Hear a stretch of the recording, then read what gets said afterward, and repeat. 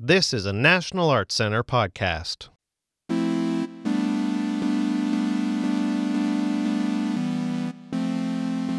Welcome to Peril to Promise, Navigating the Waters of Today's Canadian Theatre, our 5-part podcast series recorded in May 2023. I'm Nina Lee Aquino, the NAC English Theatre Artistic Director. Together with Diane Murray Bridge, Artistic Director of Black Theatre Workshop, we invite you to listen in on our enlightening discussions with some important thought leaders in Canada's theatre community.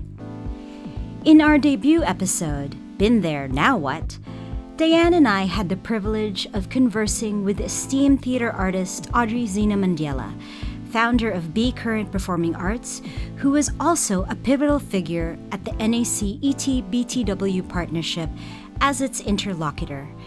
We were also joined by NAC Theatre Managing Director David Abel. Our conversation revolved around the co-curation model that flourished between NAC and Black Theatre Workshop in the past few years. Thank you, David and Audrey, both for joining us today. Glad to be here. All right. I think we're just going to dive right in just to get to the spicy and meaty parts of this convo. So, David, I'm going to start with you.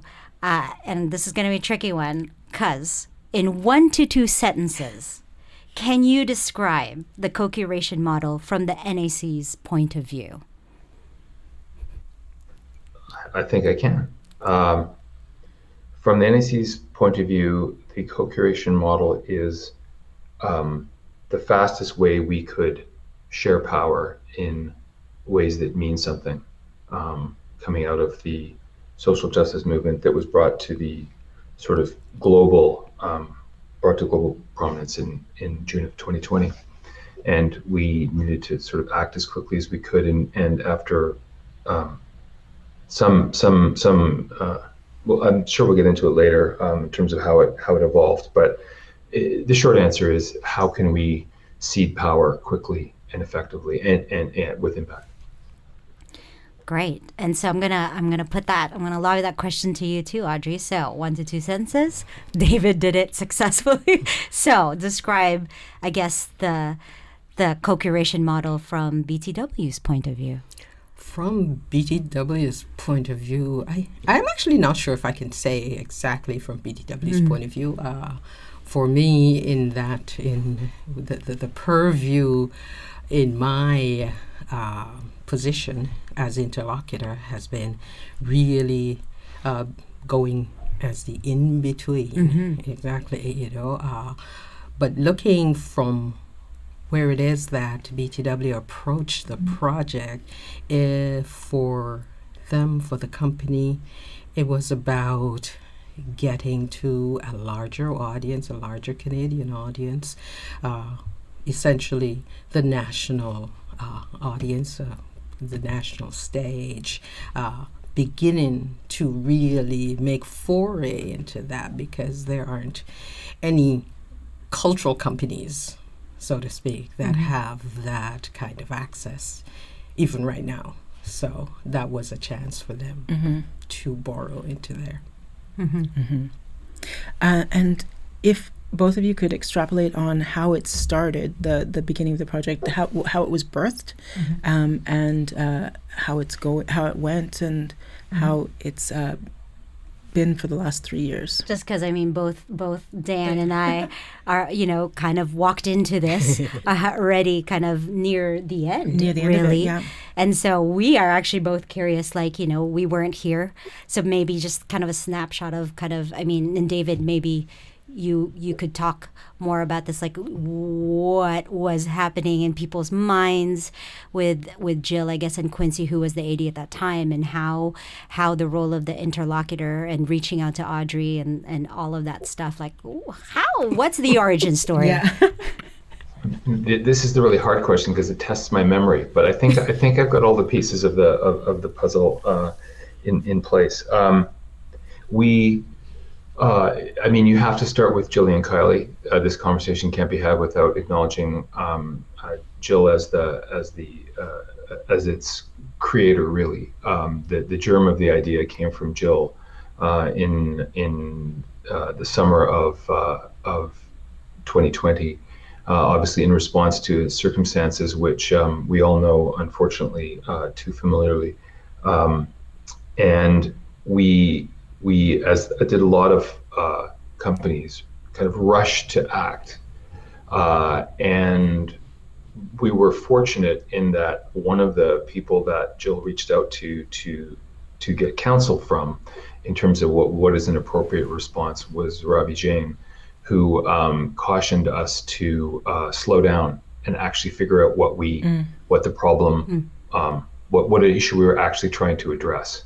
Things are moving very quickly at that moment in time. There's this extraordinary sort of consciousness awakening that happens. Unfortunately, it was clearly necessary. You saw the scale that the world reacted at. So we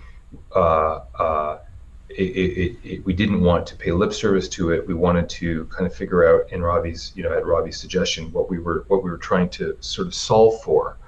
And he and his colleagues at Why Not, Owais Lightwalla and Kelly Reid, we did a summer's worth of, they consulted for us, paid consultation to help us kind of navigate what the question was. And it was at the end of that process, which took us most of that summer, was not that one can rank such things, but we felt that we needed to start with the Black communities of Canada. That was where I think we realized we needed to really focus our energies at that moment in time. And what the problem there we were trying to address, and I referred to it off the top of the conversation, was the fact that, as sincere and heartfelt as the efforts Jill had made to program works by diverse Canadian theatre artists, there were still decisions being made by white people at the NAC. And that it was the decision making that was the problem that we were trying to solve, is that who decides whose stories get told. And we realized that we were still central and centered in that process. So that led us to the idea of sharing that power, and the only power we can give in a large institution like the NAC. We're not in control of the NAC. We're in control of our domain within the NAC. Was programming. So the model that we came up with was that we would share our programming budget and the programming decisions with Black Canadian theatre artists. And actually what happened after that, I'm just remembering this now, is we actually had a submission process to just sort of figure out who was out there. Part of it was certainly to discover, BTW is the first company that comes to mind, Obsidian, there are a few that come to mind, but part of our work was to figure out what the community looked like. We hadn't done enough in that regard. So after the process of soliciting some proposals from folks, BTW was the clear choice. And then I can hand it over to Audrey from here, but I can say that the interlocutor role was something that we, as part of the work with Ravi and his team, what we were very careful in trying to do was not have the burden of working with an institution like the NAC be borne by the partnering company. The partnering company's work would be to curate and curate alone. It wasn't to bring the NAC along. It wasn't to teach us the errors of our ways as a large institution that operates in a colonialist fashion. It was to program, and not to place that burden on Audrey, but we needed someone to actually relieve BTW of any of those kinds of challenges, should they be incurred. It was a preemptive measure, and it turns out to be a lot more. And then it was BTW's selection, a choice of the interlocutor, which brings us to Audrey. For sure. Quincy reached out to me, partially because we have a long-standing professional relationship and a personal friendship as well. And I knew where both of us felt. We knew where him within within the culture of Black Theatre Workshop was at the time, and understood that well. So when he asked me, it was really, I really felt compelled in a way to support what he thought would accrue to BTW out of this venture. One of the things that I saw very early in the process, like David mentioned, that the programming idea, co-curating with a smaller company, a Black cultural company, one of the things that was really clear for me at the beginning was that this project would not and could not succeed if there weren't places where the NAC was looking at within the organization outside of the programming space. Because I know some of the discussions that we had, particularly myself and Jill and David, was looking at what's that wider matrix that the NAC needed to look at in order to support this kind of project, and in order to give it a wider matrix, and the importance of that is that you get a small company like BTW coming in, and the probability of a certain kind of isolation is high, and trying to work within what is structurally still all NAC just is kind of mind-boggling, because then it still falls into that that decision-making place where, sure, you bring programming and ideas, but there is still the structures that you sort of have to jump through, whatever hoops, that come out of what the structuring here in the NAC is made of.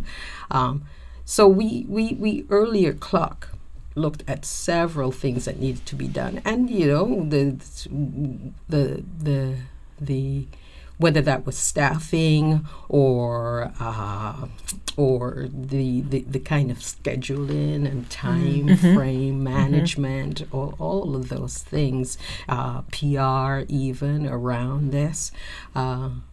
We succeeded, I believe, in making some real inroads so that the isolation of the company, BTW, of this little company coming in, wasn't total and eclipsing. Yeah. I'm wondering if, and it's not a question that we have thought about before, but I'm just wondering about BTW's programming, if that shifted from before the co-curation project was in place, if the kinds of plays that were being looked at and what was being presented to the NAC shifted just because of the national platform. Absolutely. I mean, one of the major things that shifted was really just even the scale. The scale of productions that were now, Quincy at the time was bringing forward, because there is a possibility of having the resources, and whether that's all the structure in here, but not also being able to produce on the larger scale and not being burdened administratively or otherwise, and being successful with it. So the scale was the biggest thing. Yeah, that's a big shift in terms of thinking. I could add probably something on the tail end of that, which gets into sort of the unique challenges of a circumstance that BTW would find themselves in, which is at the NAC the English theater programs principally in two theaters, the Azrieli Studio, which is around 300 seats, and the Babs Asper, which can be up to 900 seats. And so there's two sort of complexities here. One is you're asking BTW to consider programming for a size of theater, to Audrey's point, that it ordinarily wouldn't operate in and necessarily think about in terms of its own curatorial efforts. But also we have to optically ensure that it doesn't look like the shows that BTW is programming are all in our studio space.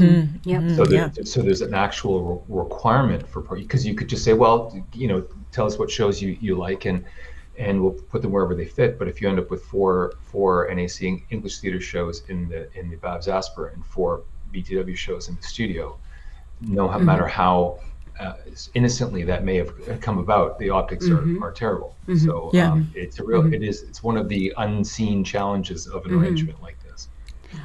Well, speaking of challenges and successes, that was, it's great segue into the next, questions that we do have around that. I mean, you folks have already said like one challenge, one success. So we want to elaborate further on this, and that if the two of you can think of like top 3, I think, achievements or successes that this model and partnership has brought to both, I guess, one institution, one company, right? Achievements or things that you're proud of. And then the top 3 challenges, or top 2, because you guys already had, one apiece already. So sure, top 2, I guess, challenges that, surprised people and that you folks needed to adapt to. Well, maybe I could start with the top 2 achievements, because for me, one of the biggest things was really looking at the fact that including other communities within the NAC culture meant that the NAC structurally and internally had to really look at what that meant, what that meant administratively, what that meant with around staffing, what that meant with respect to what even the building feels like, what the building looks like. Those, all of those things needed to be looked at, And I think one of the things that really came out tangibly and positively came out is really looking at the fact that the idea of what inclusion means, and inclusion at different levels, and that we saw some staff changes, some key staff changes, and just the consideration of the kind of staff changes that needed to start out. The other structural changes, those were very positive. That was very positive for me. I think maybe the second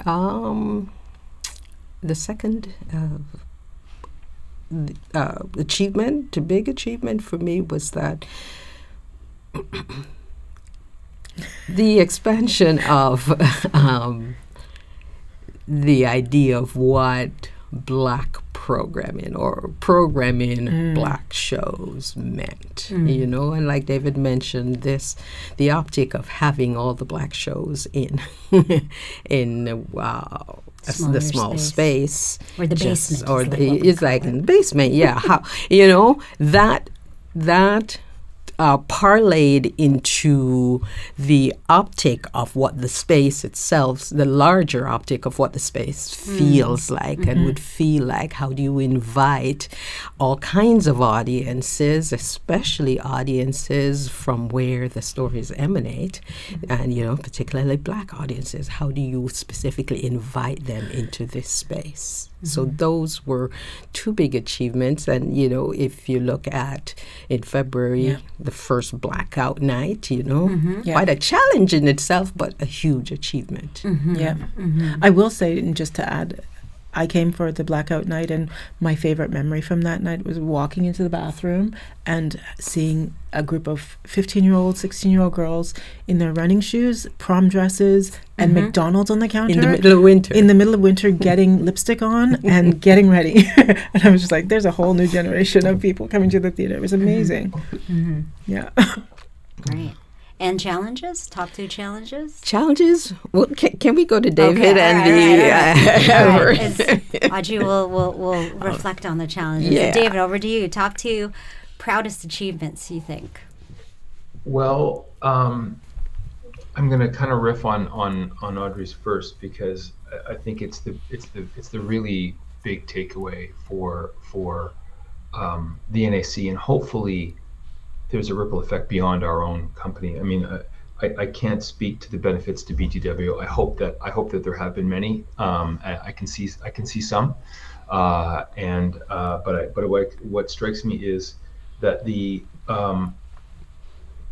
process is iterative, of learning and discovery is very much you kind of just figure out what's 10 feet ahead of you, and you get there, and then when you get there you realize, oh, now we have to do this, now we should do this. And an example of that would be, the decision to invite a co-creating company in residence felt like something unto itself. Okay, there's that. Okay, we've made this big move, and we're now going to kind of do things the way we do them.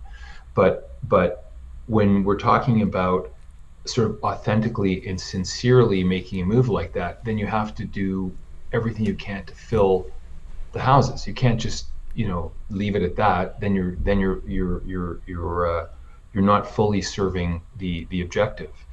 And so it was, as soon as we kind of made the arrangement, we thought, okay, now we need someone to help us create authentic relationships with the community. Not a marketing person to come in and sell, but someone, because we have to walk before we can run. We can't go straight to, let's just have a marketing campaign to sell tickets to the show. We've all tried that before. It doesn't work.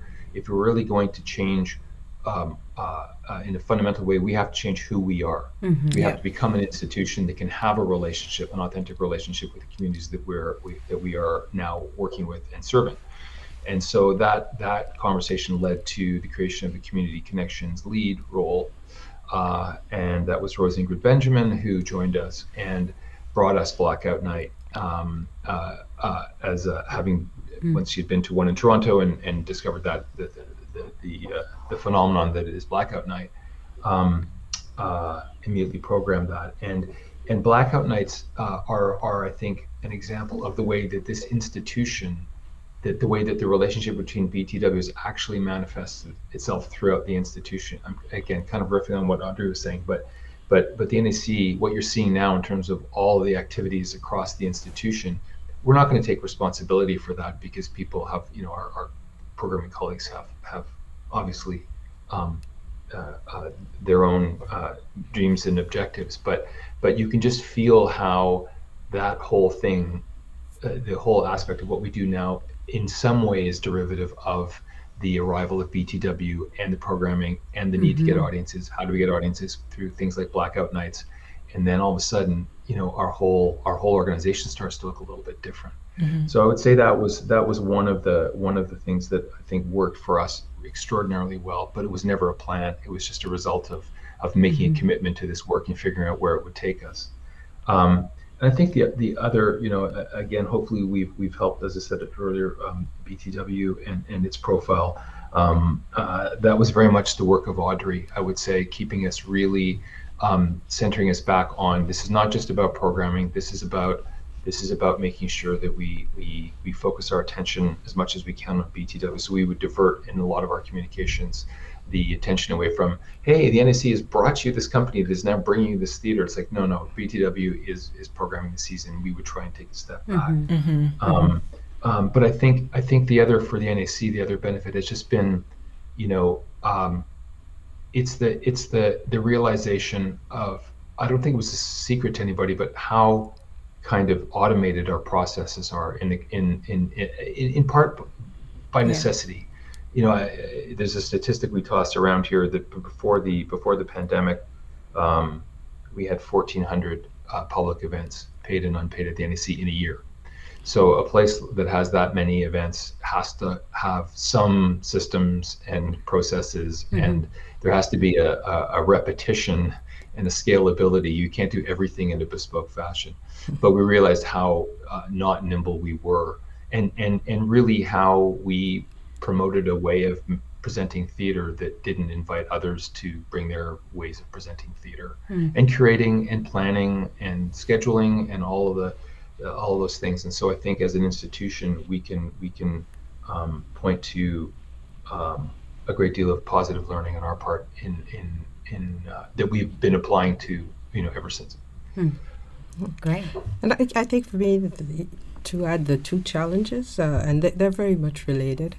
One was first recognizing, and I think for NAC to recognize that as this as this institution, and with the national reach and all of that, that getting the artistic director from a company like BTW was to program here was really just getting that. It's a singular thing. It's not totally representative of having all, Quincy in no way, shape, or form was visioning for all of the Black communities across Canada. in Canada, So that was one of the real challenge, how to make that, to accept that as what it is, and how to support that, and how to kind of parlay that into a bigger thing, into something that can grow. And related to that for me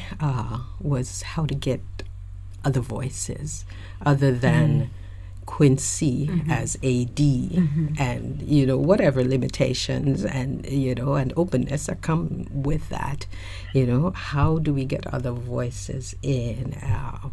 And we talked about different things, and I think part of what made it not a total flop is because of the kinds of changes that came into with the staffing, because then it took some of that burden off of Quincy and the programming itself, which was in itself so a singular kind of entity, So Great. And David, you top 2 challenges? Well, I mean, is it fair to point to the pandemic as a challenge? I mean, No. it's an external. It's an external force. Certainly, but it is something that really, I think, put an unfortunate pause on the momentum of the undertaking. And I would say, whether it's a challenge or kind of in the degree of success that we could have enjoyed had we not had a pandemic, interrupt. But we did extend by a year, so we made up for it in the wash. But I would say that threw everybody for a loop. And probably number 2 is kind of the flip side of the what the NAC learned as an institution in terms of working with other companies in their processes. It is challenging to ask a group of people who have their own schedule, their own calendar, and their own company to run. Lest we forget, BTW does a lot of things besides co-curate English theater seasons, and tacking that on, I think, was a big ask of BTW, and from our perspective as an institution, we have pretty rigid timelines and pretty rigid processes. And if there were challenges along the way, it would be among them would be making those two calendars and ways of working synchronize to yield a season when we need it, shows that arrive on budgeting, all of the things that we all know about that go into putting a season together. Nothing too serious, but definitely when I think back, that was just making it all fit was tricky at times. Okay, great. And so I think we're one of the questions that we were really curious about, to kind of just wrap this up, and this is for the both of you, and your most candid thoughts on, well, should this or can this model be replicated? Should it be replicated? And when you say replicated, you are referring mostly to should it continue? Should it be done again? I mean, should other companies try this? Okay. Or even on the scale of, if not a larger company to a smaller company, artist, like a larger, well-established artist to an emerging artist, or on all of those levels, I said it's viable. It's viable because of the insights that come from wanting to do one thing, but that one thing rippling out into all corners and crevices of the companies, both companies, because for BTW, a lot of challenges and successes were highlighted because of this. Yeah. And even the idea that the irony of the fact that this came about because of the pandemic, and part of the Achilles heel was the restrictions, part and parcel of all of that. So for me, I would recommend, yes, that replication in a myriad of forms,